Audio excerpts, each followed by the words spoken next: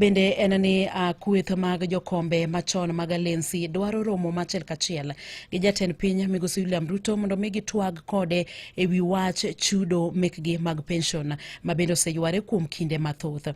Kane oloso e lo kwethno mane en kansila ma South Alego Ward Vitali Zawandu Ondewe otielo dwaro mantie mondo mioru chendo makamano ka giwacho ni jatend piny migosi William Ruto onego rom kodgi kendo mondo migi twag wi wach machalo kamano.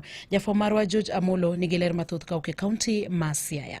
Kotelna gi gima ne en jatend alensi machon ma South Alego jaduong' Vitali Zawandu Ondewe, jotend alensi machon go e koramo ni koro gidwa romo gi jatend piny William Ruto mondo gitwage wach chudo mekgi. Senate nosebedo piny boneno ni councillors oripo chul. There was an agreement mane wacho ni noripo bed ni miyo councillors 1.5. Ka osemiye 1.5 noripo bed ni chule 30,000 per month. Pese mang'eny rumo e corruption. Kae to leaders mno lead a level ni to okaw mowit kucha. Awacho ni wasedhi Kasarani. Bua chokre Kasarani bua loso. Wasedhi nyaka bua bedo Nyayo Stadium. Ne okwaromo kod president. President ne wa expect okwaneno. Wadhi Nyayo bende okwaneno president. Right now, wadwan mondo warom gi president mar Kenya. Mondo wabed piny mondo wawuo. Kansila Zawandu Ondewe manowuoyo gi Radio Ramogi oywak ni thoth jogo manotiyo kaka jotend alensi sani chandore jal magikuonyore mana gi pado nikech piny owacho jwang'ogi. Councillors, most of them are dying in poverty. They don't have anything and they served people. They are not recognized now. Koro daher mondo sirikandwa kochakre gi president marwa moluor ahinya Dr. William Ruto mondo ipar ni councillors no serve. Councillors notiyo matek kabisa kanyalo paro ni gitie hardships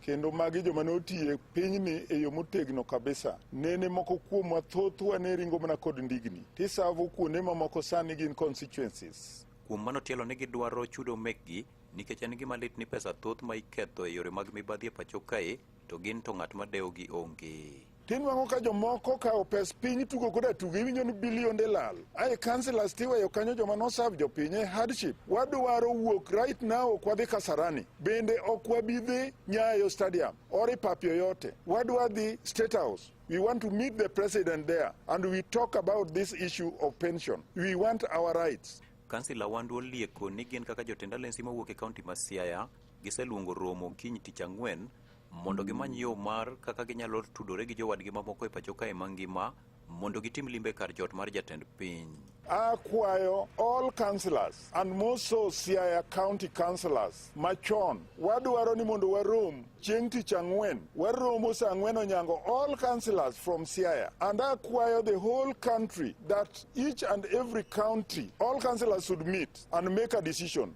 Ne Radio Ramogi e kaunti ma Siaya, and George Amolo.